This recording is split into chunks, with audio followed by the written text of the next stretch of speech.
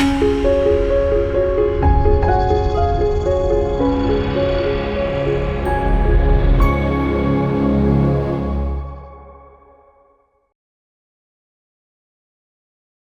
మాత్రం నేను మీ journalist Navata welcome to our voice నేను ముందు ఒక వీడియో చూపిస్తా చూడండి చూసిన తర్వాత మాట్లాడుకుందాం I was told by a little bird that you may have some news to break today, and so I just want to give you that opportunity to say that if that's so back to your question about oil. We need to get oil on the market in the short term. In the long term, supplies are abundant. There's no worries there. But as oil gets bid up a little bit because of those constraints coming out of the Strait of Hormuz, we're taking a short-term action to say all this floating Russian oil storage that's around southern Asia, it's China, it just backed up. China does not treat their suppliers well. So there's a bunch of floating barrels just sitting there.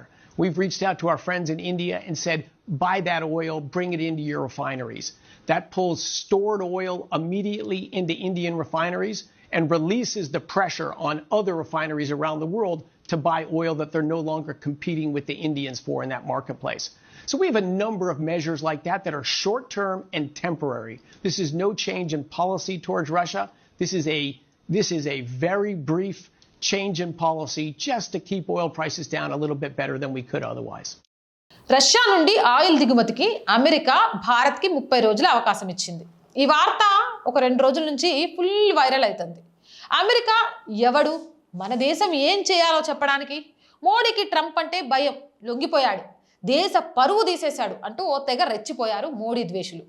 కానీ మీ అందరి గాలి ఒకేసారి తీసే వార్త అసలు వాస్తవాలను ఈ video ద్వారా నేను మీకు చెప్పబోతున్నా. అసలు నిజంగా మన అవసరం కోసం అమెరికా రష్యా ఆయిల్ దిగుమతికి మనకు అనుమతి ఇవ్వలేదు. గల్ఫ్లో యుద్ధం కారణంగా యూరోపియన్ దేశాల్లో పెట్రోల్ నిల్వలు తగ్గి ధరలు పెరిగిపోతూ ఉండడంతో అమెరికా సీట్ కిందికి వేడొచ్చింది. ప్రపంచంలో క్రూడ్ రిఫైన్ చేయగల టాప్ 5 దేశాల్లో చైనా, అమెరికా, రష్యా, భారత్, దక్షిణ కొరియా. అంటే భారత్ 4వ స్థానంలో ఉంది. హెవీ క్రూడ్ ఆయిల్ అయితే చైనా, రష్యా కూడా మన దేశం చేసే కెపాసిటీ లేదు. యుద్ధం వల్ల గల్ఫ్ ఆయిల్ యూరప్ వెళ్లే అవకాశం లేకపోవడంతో రష్యా ఆయిల్ని భారత్ కొనుగోలు చేసి యూరప్ పంపిస్తే అటు ఆయిల్ క్రైసిస్ కాస్త తగ్గుతుందని అమెరికా అర్జెంటుగా భారత్ని సంప్రదించి ఆల్రెడీ సముద్రంలో రవాణాలో ఉన్న ట్యాంకర్స్ని మీ దేశం తీసుకుపోయి రిఫైన్ చేయండి అని అడిగింది. కానీ ఇలా అడుక్కున్నారంటే అమెరికా పరుగు పోతుందని మేము భారత్కి 30 రోజులు రష్యా ఆయిల్ దిగుమతికి అనుమతిచ్చాం అని బీరాలు పలుకుతోంది. మరో సంగతి చెప్పనా, ధరలు వ్యత్యాసం పెద్దగా లేకపోవడం వల్ల మనం రష్యా ఆయిల్ తగ్గిస్తూ వస్తున్నాం. కానీ ఫిబ్రవరిలో కూడా మనం 1.2 మిలియన్ పీబీడి దిగుమతి చేసుకున్నాం. మన దగ్గర ఉన్న క్రూడ్ మరియు రిఫైన్ పెట్రోల్, డీజిల్ నిల్వలు సుమారు 7-8 వారాలకు సరిపోతాయి. ఆల్రెడీ రష్యా నుండి మరో 1.4 మిలియన్ల బెరెల్స్ క్రూడ్ సముద్రం మార్గంలో ఉంది. త్వరలో భారత్కు వస్తుంది. అందువల్ల మనకు తక్షణ ఆయిల్ క్రైసిస్ లేదు. కానీ ఆ దేశాల పరిస్థితి అలా లేదు. అమెరికా ఎనర్జీ సెక్రటరీ ఇంటర్వ్యూ మీరే విన్నారు. మొదట్లోనే నేను వినిపించాను.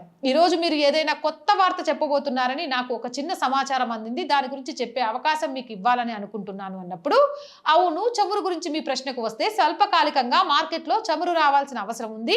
దీర్ఘకాలికంగా చూస్తే సరఫరా పుష్కలంగా ఉంది. అందులో ఎటువంటి ఆందోళన లేదు. అయితే హార్మూజ్ జలసంధి నుండి వస్తున్న ఆంక్షల వల్ల చమురు ధరలు కొంచెం పెరుగుతున్నాయి. అందుకే మేము ఒక స్వల్పకాలిక చర్య తీసుకుంటున్నాం. దక్షిణాసియా ప్రాంతంలో ముఖ్యంగా చైనాలో నిలిచిపోయిన రష్యన్ చమురు నిల్వలు చాలా ఉన్నాయి. చైనా తన సరఫరాలను సరిగ్గా చూసుకోదు. అందుకే అక్కడ చాలా చమురు బ్యారెల్స్ నిలిచిపోయాయి. మేము భారతదేశంలోని మా మిత్రులను సంప్రదించి ఆ చమురును కొనుగోలు చేసి మీ రిఫైనరీకి తీసుకెళ్ళండి అని చెప్పాం. దీనివల్ల నిల్వ ఉన్న చమురు వెంటనే భారతీయ రిఫైనరీలకు చేరుతుంది. దీనివల్ల ప్రపంచవ్యాప్తంగా ఉన్న ఇతర రిఫైనరీలపై ఒత్తిడి తగ్గుతుంది. ఎందుకంటే వారు ఆ మార్కెట్లో భారతీయులతో పోటీ పడాల్సిన అవసరం ఉండదు. మా దగ్గర ఇలాంటి స్వల్పకాలిక మరియు తాత్కాలిక చర్యలు చాలా ఉన్నాయి. ఇది రష్యా పట్ల మా విధానంలో వచ్చిన మార్పు కాదు, చమురు ధరలను నియంత్రణలో ఉంచడానికి తీసుకున్న చిన్న మార్పు అని చెప్పుకొచ్చారు. సంప్రదించామంటే వాళ్ళు మనల్ని కోరారా, ఆదేశించారా? ఏమనుకోవాలి? అడుక్కున్నాం అంటే ఇజ్జత్ పోతుందని బీరాలు పలుకుతుంటే, ఆ ఇజ్జత్ పోతుందని భయపడే ఆ బీరాలను ఇక్కడ కొందరు చాలా గొప్పగా చెప్పుకుంటూ భారత్ ఇజ్జత్ తీస్తున్నారు చూడండి. వాళ్ళకంటే ఇగో వీళ్ళే మస్తు మస్తు డేంజర్. అవునంటారా కాదంటారా? మీ అభిప్రాయం ఏంది? కామెంట్ సెక్షన్లో పెట్టండి. మోర్ వీడియోస్ కోసం రోజు చెప్తుందేనండి our group of channels. Our voice, our political, our Sanskriti, ఈ 3 మన ఛానల్స్ ఏనండి. So please subscribe our channels. Content బాగుంది అనిపిస్తే లైక్ చేయండి, షేర్ చేయండి. అండ్ ఆర్థికంగా ఆర్ వాయిస్కి ఈ రోజు మీరు అందించే చేయూత చాలా చాలా అవసరం. 1 నుంచి 10వ తారీఖు వరకు చాలా చాలా చాలా క్లిష్ట సమయం. శాలరీసు, రెంట్, మెయింటెనెన్స్ ఇవన్నీ కట్టాల్సింది ఉంటుంది. మీరు అందించే చేయూతతో మాత్రమే ఇవన్నీ సాధ్యమవుతాయి. దయచేసి తప్పకుండా ఆర్ వాయిస్కి ఆర్థికంగా మీకు తోచిన సహాయాన్ని అందించండి. ఆర్థికంగా సపోర్ట్ చేయాలి అంటే సబ్స్క్రిప్షన్ పక్కనే జాయిన్ అనే బటన్ ఉంది. 1 to 5 లెవెల్స్ ఉన్నాయి. ఏదో ఒక లెవెల్లో సపోర్ట్ చేయండి. లేదా స్క్రీన్ మీద గూగుల్ పే, ఫోన్పేతో పాటు అకౌంట్ డీటెయిల్స్ ఉన్నాయి. మీకు తోచిన సహాయాన్ని అందించండి. వ్యాపార ప్రకటనల కోసం 8328 500 576 నెంబర్ని సంప్రదించండి. జై హింద్, జై భారత్.